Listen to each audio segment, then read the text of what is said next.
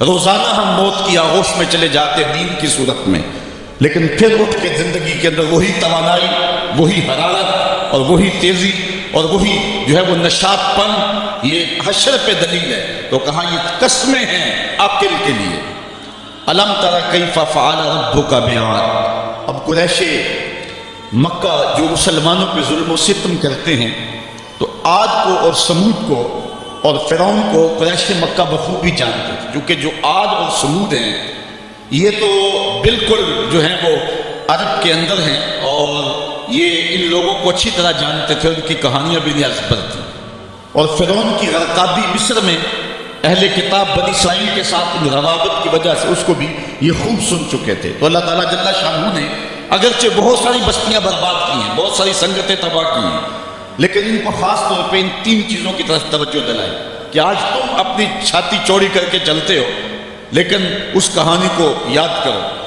اللہ اکبر۔ الم تر کیف فعل ربک بعاد۔ کیا تم نے نہ دیکھا کہ تمہارے رب نے عاد کے ساتھ کیا سلوک کیا؟ ارم ذات العماد۔ یہ کون عاد تھے؟ یہ عاد ارم تھے، انہیں عاد اولیٰ بھی کہا جاتا ہے۔ حضرت نوح علیہ السلام کے بیٹے حضرت سام، اور حضرت سام کے بیٹے ناقوس، اور ان کے بیٹے ارم، اور ارم کا بیٹا عاد تھا۔ اور یہ عرب باعدہ جس کو کہتے ہیں، یا جس کو عاد اولیٰ اور عاد اخری کہتے ہیں، یہ اسی عاد کی اولاد سے حضرت نوح علیہ السلام کا جو چوتھی پشت میں بیٹا ہے۔ اور یہ عرب جو ہیں یہ سارے سامی ہیں، اور ان نسل سے جو ہے وہ آئے ہیں، تو اس لیے ان کو یہ بخوبی جانتے تھے جو ان کے اباء و اجداد تھے۔ تو اللہ تعالیٰ جل شانہ نے فرمایا کہ الم تر کیف فعل ربک بعاد۔ جانتے ہو کہ تمہارے رب نے عاد کے ساتھ کیا کیا؟ عاد وہی ارم ذات العماد، وہ ارم والے عاد، ذات العماد جو اونچی اونچی عمارتیں بناتے تھے۔ آج کل بھی دنیا پہ ٹاور بن رہے ہیں، تو سب سے پہلے اس بات کا آغاز اور اس فن کا جو ہے وہ ایجاد جو تھا وہ قوم عاد نے کیا تھا۔ حضرت ہود علیہ السلام قوم عاد کی طرف نبی بن کر آئے، اور انہوں نے ان کو سمجھایا کہ جو ہے وہ تم اللہ کی طرف آ جاؤ اور اپنی زندگی کے اندر اچھائیاں اور حسن پیدا کر لو، لیکن انہوں نے اللہ کے نبی کی ایک بات نہ مانی اور کہا کہ ہمارے یہ مضبوط قلعے اور یہ قصور اور عالی نصب عمارتیں تم ان کو نہیں دیکھ رہے، ان کی ہیبت کیا ہے؟ اور پھر چونکہ ان کو خود بھی بڑا وجود دیا گیا تھا، اللہ خود کہتا ہے اللہ کی لم یخلق مثلها فی البلاد، کہ ان جیسا شہروں میں پیدا ہی نہ کوئی ہوا تھا، جتنے وہ جسیم تھے، جتنے وہ زوراور تھے، اور ان کی چھاتی میں جتنی طاقت تھی۔ تو اللہ تعالیٰ فرماتا ہے کہ ان جیسا پیدا نہیں کیا گیا، لیکن پھر زمانے نے دیکھا کہ قوم عاد کے ساتھ سلوک کیا ہوا، ان کی بستیاں الٹ کے رکھ دی گئیں، اور صرف کھنڈرات باقی رہ گئے جو ہے وہ عبرت کی کہانی مابعد آنے والی قوموں کو سنانے کے لیے۔ وَثَمُودَ الَّذِينَ جَابُوا الصَّخْرَ بِالْوَادِ، اور قوم سمود جنہوں نے وادی میں پتھر کی چٹانیں کاٹی۔ یہ مدینہ اور شام کے درمیان یہ وادی پڑتی ہے۔ حضرت صالح علیہ السلام جو ہے وہ اس قوم کی طرف نبی بن کر مبعوث ہوئے تھے۔ یہ پتھروں کی چٹانوں کو آج بھی وادی القرا کے اندر ان کے نشانات دیکھے جا سکتے ہیں۔ تو وادی قرا کے اندر انہوں نے پہاڑوں کے پہاڑ چیر کے ان کے اندر مضبوط پناہ گاہیں بنائی تھی۔ آج کے زمانے میں ایٹم بم بھی پھینکا جائے تو وہ وہاں تک نہ پہنچ پائے۔ یہ کہتے تھے کہ کوئی طوفان، کوئی شدید آندھی اور کوئی سیلاب ہمارا کچھ نہیں بگاڑ سکتا، ہم ان محفوظ پناہ گاہوں میں رہتے ہیں۔ لیکن پھر وہ بھی عبرت کا نشان بن گئے۔ ہوا کیا کہ جب وہ پتھروں کی چٹانیں چیر کر کے اپنے مکان بناتے تھے، اسی شغل میں رہتے تھے، تو حضرت صالح علیہ السلام نے جو ہے وہ پتھر سے زندہ اونٹنی نکال کے دکھا دی اللہ کی اذن سے، اور کہا ہاذہ ناقۃ اللہ، یہ اللہ کی اونٹنی، چونکہ یہ اس طریقے سے نہیں آئی ہے، یہ خاص وہ ساری اونٹنی اللہ کی ہے، لیکن نسبت و تشریفیہ اس کی طرف ہوگی۔ اب کہا کہ اس کی باری کا حوض کا پانی تم نے نہیں پینا، اور جب اس کی باری ہوگی یہ پیے گی، اور جب تمہاری باری ہوگی تو تم پیو گی۔ جس دن وہ اونٹنی پیتی تھی تو سارا حوض پی جاتی تھی، لیکن یہ نہیں تھا قوم پیاسی رہتی، دودھ اتنا دیتی کہ پوری قوم سیراب ہو جاتی۔ اچھا انہوں نے کیا کیا؟ اس اونٹنی کے پاؤں کاٹ دیے اس تکبر سے کہ ایک طرف پوری قوم اور ایک طرف اونٹنی ہو کے، ایک جانور ہو کے اس کو یہ اعزاز اور تکریم اور پروٹوکول دے دیا گیا کہ وہ پورا دن حوض پہ وہ مالکن ہو حوض کی، اور ہم حوض کے قریب نہ جا سکیں؟ یہ انہوں نے نہیں دیکھا کہ حاضی ناقۃ اللہ، یہ اللہ کی اونٹنی ہے، نسبت کتنی اونچی ہے۔ یار آج کتنا خوبصورت گھر آپ بنا لیں، اربوں روپے بھی اس کے اوپر صرف کر لیں اور قیمتی سے قیمتی پتھر لگا لیں اس کے اوپر، اطلس و دیبا کا کام اس کے اوپر کروائیں اور اس کے اوپر اعلیٰ سے اعلیٰ سونے اور چاندی اور طلا کا کام کروائیں، لیکن پتھروں سے بنا ہوا سادہ سا گھر بیت اللہ جس کو نسبت میرے رب سے ہے، بھلا کوئی کوٹھی، کوئی محل، کوئی قصر جو ہے وہ اس گھر کی عظمت کو چھو سکتا ہے؟ اس لیے کہ وہ بیت اللہ ہے۔ تو وہ قوم جتنی بھی سربلند کیوں نہ ہو، اللہ نے اس اونٹنی کو اعزاز یہ دیا تھا ناقۃ اللہ، وہ اللہ کی اونٹنی تھی۔ اچھا انہوں نے اس کی توہین کی، اس کے پاؤں کاٹ دیے، تو اس اونٹنی کا ایک بچہ تھا، اس نے چیخ ماری، درد سے جب وہ چیخا تو اللہ کا عذاب آ گیا اور یہ عذاب میں مبتلا ہو گئے۔ اللہ اکبر، قوم عاد کا جو حال ہوا، قوم سمود کا پھر جو حال ہوا وہ زمانے نے دیکھا۔ آگے شاہ فرمایا فرعون ذی الاوتاد، وہ فرعون جو کیلوں والا تھا، یہ ذی الاوتاد اس کو کہا گیا، اس کی کئی مفسرین نے وجہ بیان کی ہیں۔ اس کا اتنا بڑا لشکر تھا کہ لشکر میں جہاں پڑاؤ کرنا ہوتا، اس لشکر کے لیے جو خیمے لگائے جاتے، اس خیمے کی تنابیں جن کیلوں کے ساتھ باندھی جاتی، 70 اونٹ ان کیلوں کو اٹھا کے چلتے تھے، اس لیے کہا گیا یہ میخوں والا فرعون ہے۔ یا مفسرین نے کہا دوسری وجہ یہ ہے کہ جو فرعون کی بات نہ مانتا تو اس کو جو ہے وہ لٹا کر کے اس کے ہاتھوں اس کے پاؤں کے اندر میخیں ٹھوک دیتا تھا، نام پڑ گیا میخوں والا فرعون۔ تو جس کو اتنا ناز تھا کہ کوئی میری جھوٹی خدائی سے سر کیوں پھیرے، اور اس کو وہ عبرتناک سزا دیتا تھا۔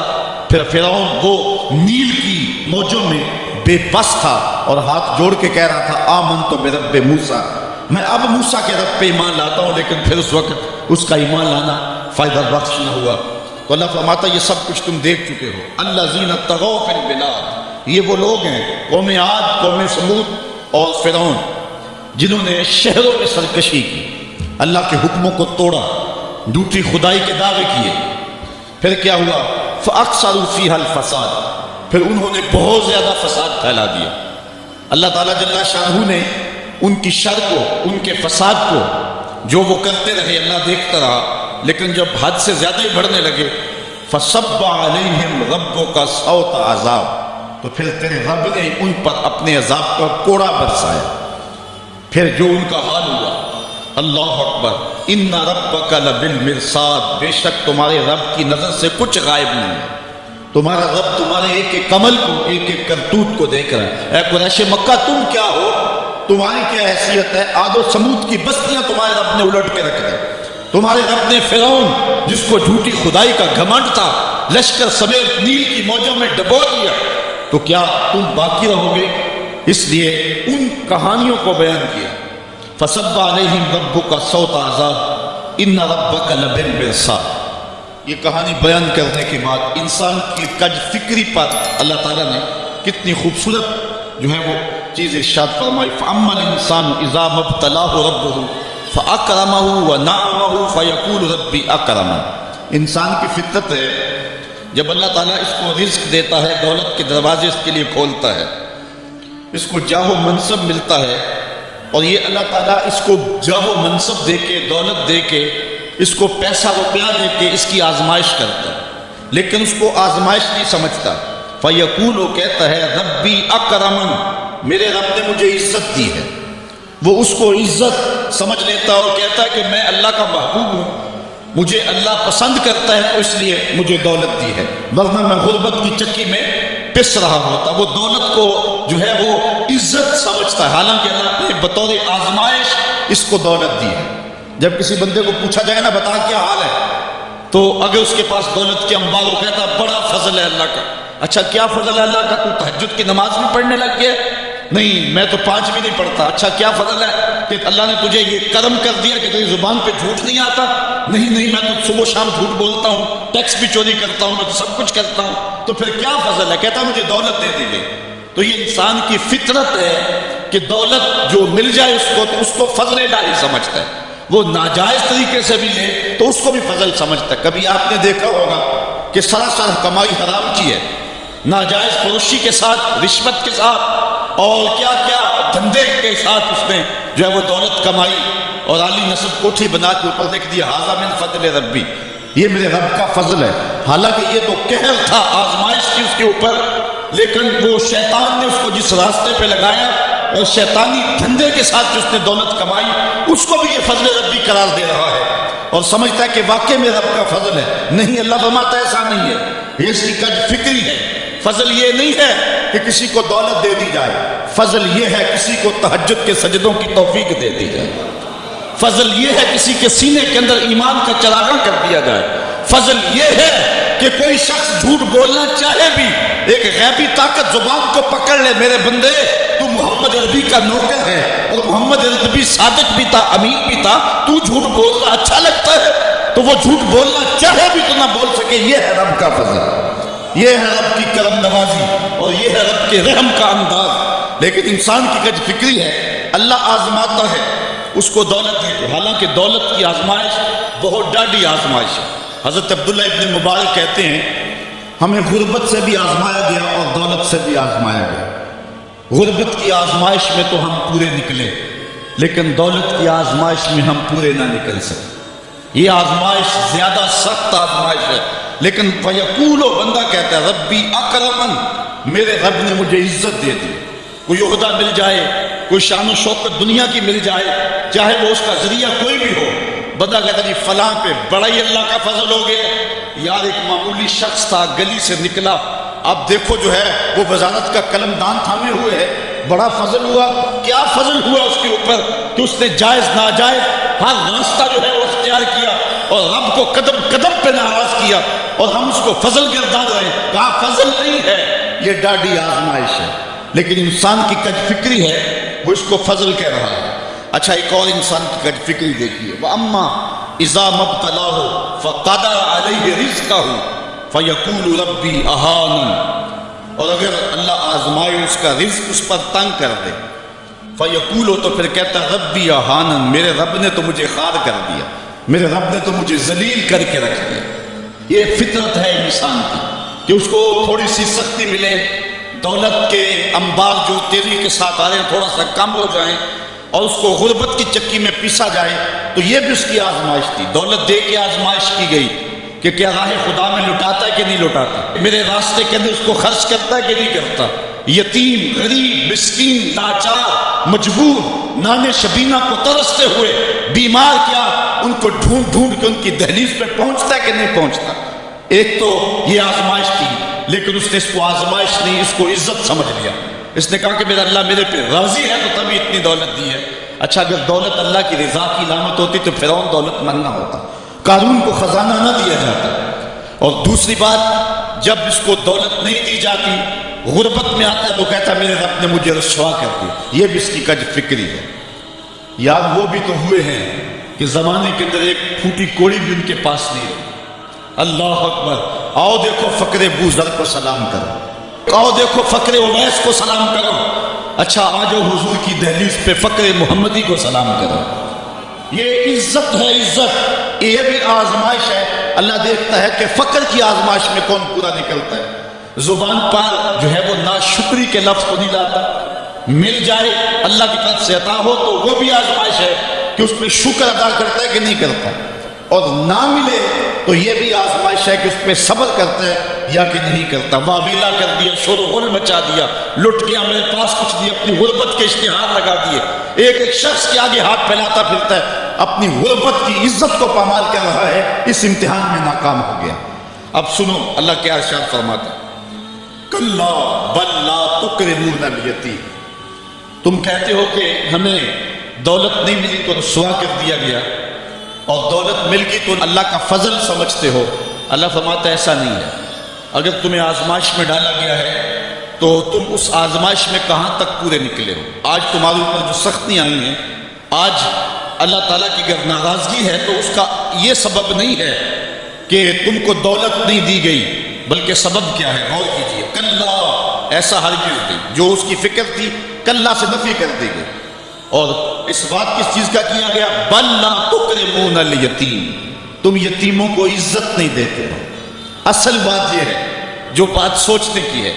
اب قرآن کا یہاں اسلوب دیکھیے، میں قربان جاؤں قرآن کے اسلوب پہ۔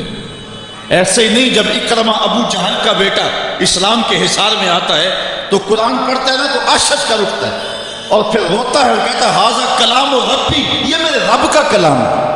اور قرآن بتا رہا ہے، اس کا لہجہ بتاتا ہے، اسلوب دیکھیے۔ بات غریب کو روٹی دینے کی نہیں کی گئی، غریب کو جو ہے وہ کھانا دینے کی نہیں کی گئی، اس کو کپڑے پہنانے کی نہیں کی گئی۔ قرآن نے جو کہا ہے کلا بل لا تکرمون الیتیم، بات یہ ہے کہ تم یتیم کو عزت نہیں دیتے ہو۔ یتیم کو تم عزت کیسے دے سکتے ہو یہ تم جانتے ہو کہ اس کی تکریم کیسے کرنی ہے۔ تمہارے پاس یتیم کو پہنانے کے لیے کپڑا نہیں ہے، اس کو دینے کے لیے روٹی نہیں ہے، لیکن تمہارے سینے میں پیاز تو رکھا ہوا ہے۔ اس برہنہ یتیم کو سینے سے لگا کر کے اس کا ماتھا تو چوم سکتے ہو نا۔ رب یہ نہیں دیکھتا روٹی کس نے دی، رب یہ دیکھتا یتیم کو پیار کس نے دیا، وہ یہ دیکھتا ہے کلا بل لا تکرمون الیتیم۔ معاملہ روٹی کا نہیں ہے، بچی ہوئی روٹی تو کتے کو بھی ڈالی جا سکتی ہے، کسی کو غریب کو دے دی تو یہ کون سا کمال ہے؟ جو دیگیں بچ گئی وہ مدرسے میں بھیج دی، یہ کمال کی بات نہیں ہے۔ وہ گندگی کے ڈھیر میں بھی تو پھینک دی تھی، خراب ہو جاتی 2 گھنٹے اور پڑی رہتی۔ معاملہ یہ نہیں ہے، معاملہ تکریم کا ہے۔ اب وہ بھی سوچیں، عید آ رہی ہے، مینڈکوں کی طرح نکلیں گے سماجی رہنما اور سماجی کارکن، اخباروں میں تصویریں چھپیں گی، غریب عورتیں لائن میں لگی ہوئی ہیں، غریب مرد لائن میں لگے ہوئے ہیں، اور جو ہے وہ صاحب جو ہے وہ ایک توڑا آٹے کا، ایک تھیلا آٹے کا دے رہے ہیں، اور 10 جو ہے وہ فوٹوگرافر تصویر کھینچ رہے ہیں۔ اگلے دن 15 اخباروں کے اندر تصویریں لگی ہوئی ہیں۔ میں اس دن بھی کہا تھا کہ اس انداز کے ساتھ غریبوں کی غربت کا اشتہار لگانے والا سوچے کہ اس لائن میں اگر اس کی بیٹی کو کھڑا ہونا پڑے تو اس کا پھر انداز کیا ہو۔ بات یہ نہیں، بات تکریم کی ہے، کلا بل لا تکرمون الیتیم۔ آئیے تمہیں میں کہانی سناؤں۔ آقا کریم علیہ السلام جا رہے تھے عیدگاہ کو، راستے کے اندر ایک یتیم کھڑا تھا، اور آقا کریم نے کہا کہ بیٹے آج تم یہاں کھڑے ہو، کہا فلاں غزوے میں میرا باپ شہید ہو گیا تھا، میری ماں کا سایہ بھی میرے سر پہ نہیں ہے، لوگ اپنے گھروں میں ہیں، میں کس دہلیز پہ جاؤں۔ اچھا انتظار ہو رہا ہے عیدگاہ میں، حضور نے یتیم کو سینے سے لگایا، گھر لے گئے اور سیدہ فاطمہ سے کہا کہ جس طرح کا لباس حسنین کو پہنایا ہے اس کو بھی پہناؤ۔ اللہ اکبر، اور اس کو کھانا کھلایا اور سب کچھ اس کی تکریم کرنے کے بعد حضور نے پھر جو ہے وہ اس کو عزت دینے کے لیے، اس کی تکریم دینے کے لیے حضور علیہ السلام نے اس کو فرمایا اما ترضى ان محمد ابوکا، بیٹے کیا تو پسند نہیں کرتا کہ محمد تیرا باپ لگے، وہ عائشہ کا اموں کا، اور عائشہ تیری ماں لگے، وہ فاطمہ بنت محمد اختوں کا، اور فاطمہ تیری باجی لگے۔ اس نے کہا یہ اعزاز مل جائے تو مجھے اور کیا چاہیے؟ تو کہا آج کے بعد یہ رشتے تیرے ہوئے۔ ایک انگلی سے حضور نے حسنین کو تھاما ہوا ہے اور دوسری انگلی سے اس یتیم بچے کو تھاما ہوا ہے۔ جب حضور عیدگاہ کی طرف بڑھ رہے ہیں تو اور بچے بھی اپنے ماں باپ کے ساتھ جا رہے ہیں، وہ بچہ زبان حال سے کہتا ہے تھا تو یتیم، آج یتیمی کا مزہ ہی نہیں آ گیا ہے کہ حضور کی انگلی تھام کے جا رہا ہے۔ تو یتیم کی تکریم کا مسئلہ ہے، اس کو عزت نفس دینے کا مسئلہ ہے۔ یتیم کو لوگوں کے اندر کھڑا کر کے اس کو اعزاز دیتے ہو، وہ اعزاز نہیں ہے، وہ رسوائی ہے۔ مجھے 1 سال قبل ایک ایسی تقریب میں لوگ کھینچ کر کے لے گئے جہاں وہ آج کل اجتماعی شادیوں کا رواج ہے، تو میں بڑی معذرت کی، میرے لیے مشکل ہوگا کیونکہ مجھے اندازہ تھا اس تقریب کا، لیکن میں کبھی گیا نہیں تھا پہلے۔ تو میں جب اس تقریب میں پہنچا تو یقین جانے کہ 2 دن تک جو ہے وہ میں بے چین رہا ہوں۔ میں کہتا ہوں غریب سے غریب آدمی ہوتا ہے نا، اس کو معاشرے میں پروٹوکول اعزاز نہ بھی ملے تو شادی والے دن تو مہمان خصوصی وہی ہوتا ہے نا، اس دن تو سارے اس کے چہرے پہ دیکھتے، لیکن ان دولوں کو بھی جو ہے وہ لائن پہ بٹھایا ہوا تھا اور اوپر مہمان خصوصی کوئی اور بیٹھے تھے۔ میں نے کہا یہ بیچارے مسکین آج بھی مہمان خصوصی نہیں ہیں، آج ان کی زندگی کا اہم دن ہے اور آج بھی اتنے لوگوں کے سامنے اشتہار لگایا جا رہا ہے یہ غریب لوگ ہیں، اور دلہنوں کا بھی اشتہار لگایا جا رہا ہے یہ غریب بچیاں ہیں۔ اور پھر کیا ان کے چہرے پہ کوئی مسرت کے آثار تھے؟ اور نہ ان بیٹیوں کے چہرے پہ کوئی مسرت کے آثار تھے۔ تو لوگ خوشی بانٹنے چلے ہیں لیکن غموں میں اضافہ کرتے چلے گئے۔ رات کی تنہائی میں نکلو، اندھیرا پھیلا ہوا ہو، کوئی دیکھنے والا نہ ہو، اپنے سائے سے بھی بچو اور جا کے غریب کے گھر میں رقم پھینک کے آ جاؤ۔ اسے پتہ نہ ہو یہ پھینکی کس نے ہے، اور پھر وہ شادی کرے جو دعائیں ان کے کلیجے سے نکلیں گی عرش تک پہنچیں گی۔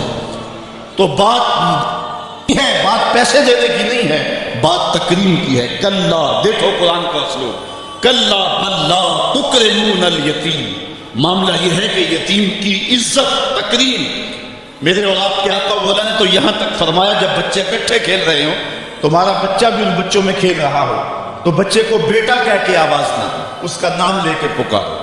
عرض کی گئی حضور بیٹا ہے، بیٹا کہہ کے پکاریں گے تو حرج بھی کیا ہے؟ کہا تم نہیں جانتے، ہو سکتا ہے کہ وہاں کوئی یتیم بچہ بھی کھیل رہا ہو، اور جب یہ تم کہو گے تو تڑپ جائے گا، آج میرا باپ ہوتا تو مجھے بیٹا کہہ کے پکارتا، لیکن آج میں محروم ہوں۔ تو کہا مسئلہ یہ ہے، کلا بل لا تکرمون الیتیم ولا تحاضون علی طعام المسکین۔ دیکھیے قرآن کا اسلوب، کہا ایک تو یتیم کی تکریم نہیں ہے، یہ ساری افطار اس لیے آئی، اور دوسری بات یہ ہے کہ وہ آپس میں ایک دوسرے کو مسکین کے کھانے کی رغبت نہیں دیتے۔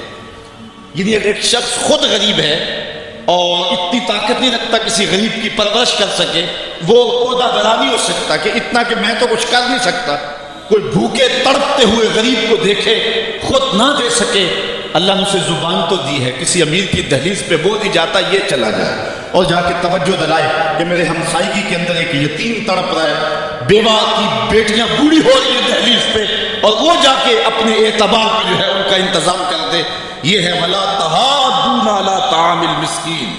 بلکہ رویہ کیا ہے، وتاکلون التراث اکلا لما، اور میراث کا مال تم ہپ ہپ کر کے کھاتے ہو، تمہیں پرواہ ہی نہیں ہے۔ بیٹیوں کا حق اہل عرب جو ہے وہ غصب کر لیتے تھے، بیٹیوں کا حق نہیں دیتے تھے۔ وتحبون المال حبا جما، اور دولت کی محبت رچ بس گئی ہے کلیجے کے اندر، دل کے اندر اتر گئی ہے۔ تڑپتے ہوئے لوگ بھی دیکھتے ہو لیکن تجوریوں کے منہ نہیں کھلتے ہیں۔ کلا، اللہ اکبر، اللہ فرماتا ہاں ہاں اذا دکت الارض دکا دکا، وہ دن بھی آنے والا ہے جب زمین ٹکرا کے پاش پاش کر دی جائے گی۔ یہاں سید قطب نے حد کر دی، وہ کہتا ہے کہ یہاں جو لفظوں کا صوتی آہنگ ہے نا، وہ انسان کے دل میں ایک رعب پیدا کر دیتا ہے۔ ذرا قرآن کی آیت پڑھتے جائیں، میں تو قاری نہیں ہوں لیکن ذرا دیکھو کہ یہاں قرآن کے لفظوں کا رعب دل میں ہیبت پیدا کر دیتا ہے، رونگٹے کھڑے ہو جاتے ہیں۔ اللہ تعالیٰ یہ ساری کہانی بیان کر کے فرماتا ہے کہ وَتُحِبُّونَ الْمَالَ حُبًّا جَمًّا وَلَا تُحَاضُونَ عَلَىٰ طَعَامِ الْمِسْكِينِ وَتَأْكُلُونَ التُّرَاثَ أَكْلًا لَمًّا وَتُحِبُّونَ الْمَالَ حُبًّا جَمًّا۔ کلا کے اوپر جو رکھی گئی ہے مد، اس کا جو کھچاؤ ہے وہ دلوں کے اوپر، دلوں کی تاروں کو کھینچتا ہے۔ کلا اذا دکت الارض دکا دکا، اللہ فرماتا جب زمین پاش پاش کر کے رکھ دی جائے گی، وجاء ربک والملک صفا صفا، اور اللہ تعالیٰ اس شان سے ظہور فرمائے گا کہ فرشتے صفے باندھے کھڑے ہوں گے۔ وجیء یومئذ بجہنم، اور جہنم کو حاضر کیا جائے گا۔ فرمایا کہ 70,000 زنجیریں ڈال کر کے جہنم کو حشر کے میدان میں لایا جائے گا، ہر زنجیر کے ساتھ جو ہے وہ 70,000 فرشتے ہوں گے، اور عرش کی بائیں جانب جہنم کو لا کے رکھ دیا جائے گا، اس کے کھولنے کی آواز آ رہی ہوگی۔ راوی کہتا ہے کہ جب حضور علیہ السلام نے اس آیت کو تلاوت کیا تو حضور کے چہرے کا رنگ بدل گیا، اور عجیب حضور علیہ السلام کی حالت ہو گئی کہ حضور علیہ السلام کا لون متغیر ہو گیا۔ یہ لفظوں کا جو صوتی آہنگ ہے وہ کلیجے پھاڑ دینے والا ہے، اور انسان کو گمراہیوں سے نکال کے ہدایت کے رستے پہ ڈالنے والا ہے۔ اللہ تعالیٰ ارشاد فرماتا ہے، ذرا پھر دیکھیے، کلا اذا دکت الارض دکا دکا وجاء ربک والملک صفا صفا وجیء یومئذ بجہنم۔ پھر جب اس دن جہنم کو سامنے لایا جائے گا، پھر کیا ہوگا؟ انسانوں کے رونگٹے کھڑے ہوں گے، پھر ایک دم ماضی کی سکرین جو ہے وہ سامنے آئے گی، وہ برائیاں کی، وہ داد عیش کیے، وہ جو کچھ کیا سب کچھ سامنے آ جائے گا۔ یومئذ یتذکر الانسان، اس دن آدمی سوچے گا، وَأَنَّ لَهُ الذِّکْرَىٰ، اور اب سوچ کا وقت گزر چکا ہوگا۔ اس دن انسان کو بہت کچھ یاد آئے گا، اس وقت خیال کرے گا کاش میں یہ کر لیا ہوتا، میں یہ کر لیا ہوتا۔ وَأَنَّ لَهُ الذِّکْرَىٰ، اب اس کو سوچنے کا وقت کہاں، اب اس کا فائدہ کہاں؟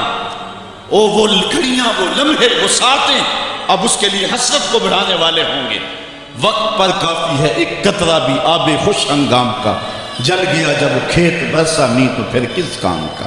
اس دن پھر بندہ سوچے گا، سنو قرآن کا آہنگ، یقولو یا لیتنی قدمت لحیاتی، وہ کہے گا کہ ہائے کسی طرح میں نے جیتے جی نیکی آگے بھیجی ہو، زندگی کو میں نے مقصد میں، مسلک میں، کسی کام میں اور کسی جو ہے وہ مقصد میں لگا دیا ہوتا، اور زندگی کا سرمایہ وہاں میں یہاں کے لیے بھیجا ہوتا۔ فَيَوْمَئِذٍ لَا يُعَذِّبُ عَذَابَهُ أَحَدٌ، اللہ تعالیٰ اس دن جو عذاب دے گا کبھی کسی نے ایسا عذاب دیا نہیں ہوگا جو وہ دے گا۔ اللہ اکبر۔ وَلَا يُوثِقُ وَثَاقَهُ أَحَدٌ، اور اس کا سب باندھنا کوئی نہیں باندھتا جس طرح کہ وہ باندھے گا۔ اچھا، جب جہنم کو حشر کے میدان میں لایا جائے گا تو عرش کی بائیں جانب جہنم کو رکھا جائے گا، اور اللہ تعالیٰ جل شانہ جو ہے وہ پورے قہر و جلال میں ہوگا، تو جو برے لوگ ہوں گے ان کا پتا تو پانی ہو ہی رہا ہوگا، وہ تو کہیں گے کہ یا لیتنی قدمت لحیاتی، لیکن جو نیکوکار ہیں ان کا دل بھی ڈول رہا ہوگا، کیونکہ بڑے خطرناک جو ہے وہ لمحے ہوں گے۔ ہمارے ایک ٹیچر ہوا کرتے تھے ریاضی کے، تو وہ بڑے جلالی ہوتے تھے، کبھی ہمارا ٹیسٹ لیتے نا تو دوسرے دن جب وہ آتے نا پیریڈ میں تو باوجود پتا ہوتا کہ سوال ٹھیک ہم نے کیے ہوئے، بعد میں چیک بھی کیے ہوتے، لیکن جب وہ ڈنڈا لے کے داخل ہوتے تو سب کے پتے پانی ہوتے، پتہ نہیں کس کی جو ہے وہ کم بختی آ گئی ہے۔ اور پھر جب وہ اچانک جن لوگوں نے اچھے نمبر لیے ہوئے ہوتے ان کو الگ کرتے اور دوسروں کو الگ کرتے، پھر بھی سائے ڈال رہے ہوتے کہ پتہ نہیں یہ کدھر والے ہیں یہ کدھر والے ہیں، اور پھر جب کہتے بیٹا تمہیں شاباش، تو پھر جو مسرت ہوتی نا تو وہ پھر لفظوں میں بیان نہیں ہو سکتی ہے۔ اللہ تعالیٰ فرماتا ہے کہ اس دن پھر کیسا منظر ہوگا، ذرا غور کیجئے کہ جہنم سامنے ہے، اللہ پورے جلال پہ ہے، اور نیکوکار بھی بدکار بھی کھڑے ہیں، کلیجے سینے میں کانپ رہے ہیں۔ پھر اللہ تعالیٰ جو نیکوکاروں کو ان کو الگ کیا کر کے کہے گا، ایک نغمہ نہیں چھڑ جائے گا، یا ایتھا النفس المطمئنہ، اے مطمئن نفس، اے اطمینان والی جانو، ارجعی الی ربک، تم رب کی طرف آ جاؤ، تم اپنے رب کی طرف آ جاؤ، راضیۃ مرضیہ، اس حال میں تمہارا رب تم پہ راضی ہے اور تم اپنے رب پہ راضی ہو۔ یہاں مفسرین فرماتے ہیں کہ رب کا بندے پہ راضی ہونا یہ بھی بڑی بات ہے، لیکن بندے کا رب پہ راضی ہونا یہ بہت بہت بڑی بات ہے۔ بندہ تو راضی ہوتا ہی نہیں، بندہ تو دنیا پہ دیکھ لو راضی نہیں ہوتا، لیکن اس دن کیسا منظر ہوگا بندے کے راضی کا انداز ضلع قرآن میں دیکھیے۔ یا ایتھا النفس المطمئنہ، المطمئنہ الی ربہا، المطمئنہ الی طریقہا، المطمئنہ الی قدر اللہ بہا، المطمئنہ فی السراء والضراء وفی البسط والقبض والمنع والعطاء، یعنی میرے پہ راضی ہوا، میں نے دکھ دیا تو پھر بھی راضی تھا، میں نے سکھ دیا تو پھر بھی راضی تھا، کڑکتی دھوپ تھی تو پھر بھی راضی تھا، برستی بارش تھی تو پھر بھی راضی تھا، تجھے غربت کے چکی میں پیسا گیا تو پھر بھی راضی تھا، اور تجھے امانت دی گئی تو پھر بھی راضی تھا، میرے بندے تجھے کربلا میں رکھا گیا پھر بھی راضی تھا، اور تجھے فتح مکہ کی شان دکھائی گئی تو پھر بھی راضی تھا۔ جب میرا بندہ میرے ہر کام پہ راضی ہوگا، اللہ اکبر، تو اللہ کہے گا میرے بندے آ جا ادھر، یا ایتھا النفس المطمئنہ ارجعی الی ربک، تو اپنے رب کی طرف آ جا۔ اچھا، راضیۃ مرضیہ، تو رب پہ راضی اور رب تیرے پہ راضی۔ حضور علیہ السلام نے ارشاد فرمایا کہ جب اللہ اپنے خاص بندوں کو جنت عطا کر دے گا تو اللہ تعالیٰ بندوں کو کہے گا کہ اے میرے بندو، کیا تم میرے اوپر راضی ہو؟ تو بندے کہیں گے مالک وما لنا، ہمیں کیا ہے، ہم کیوں راضی نہیں ہو سکتے؟ بندوں کو تو تصور بھی نہیں ہوگا جو جنت میں ملے گا۔ ایک بندے کی آرزو ہو کہ اسے 2.5 مرلے کا پلاٹ مل جائے تو اس کو کوئی 50 مربع لاٹ کر دے تو وہ تو خوشی سے پاگل ہو جائے گا، تو بندے کو تو تصور بھی نہیں ہوگا۔ حضور نے ارشاد فرمایا سب سے آخر میں جو شخص جنت میں جائے گا میں اس شخص کو جانتا ہوں، جہنم کے رگڑے سے کہ جب باہر نکلے گا نا تو اللہ تعالیٰ اس کو بلائے گا، کہے گا بندے بتا کیا مانگتے ہیں۔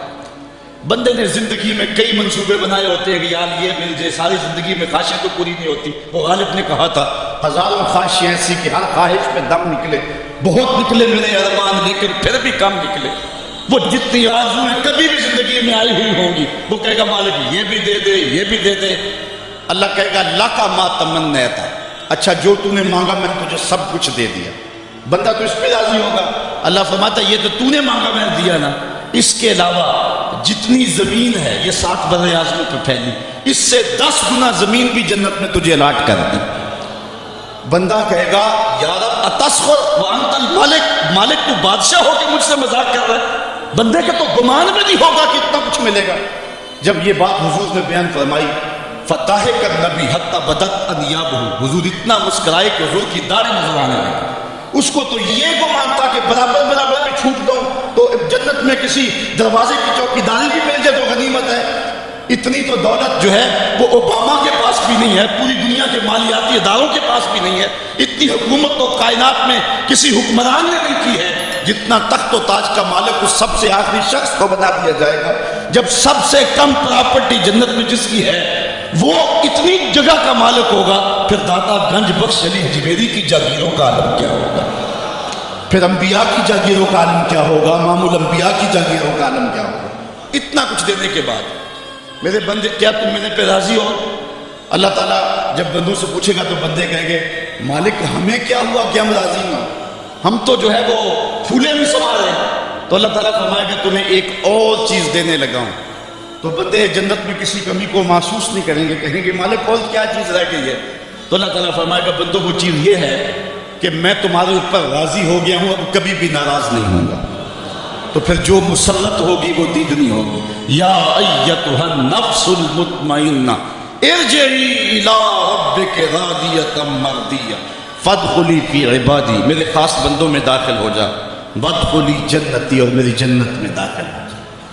سورۃ الفجر انسان کو کھینچ کر کے مالک کی تحمیل پہ لے آتی ہے, اور نفس مطمئنہ جو ہر حال میں اللہ پہ راضی ہو. میں نے ایک روایت میں پڑھا ہے کہ جو حضرت مولا کائنات سید علی المرتضیٰ سے مروی ہے, فرماتے ہیں کہ جو شخص اللہ کے عطا کردہ تھوڑے رزق پہ راضی ہو گیا, اللہ قیامت کے دن اس کے تھوڑے عملوں پہ راضی ہو جائے گا. تو آج اس پہ راضی ہو جاؤ, وہ تم پہ راضی ہو جائے گا.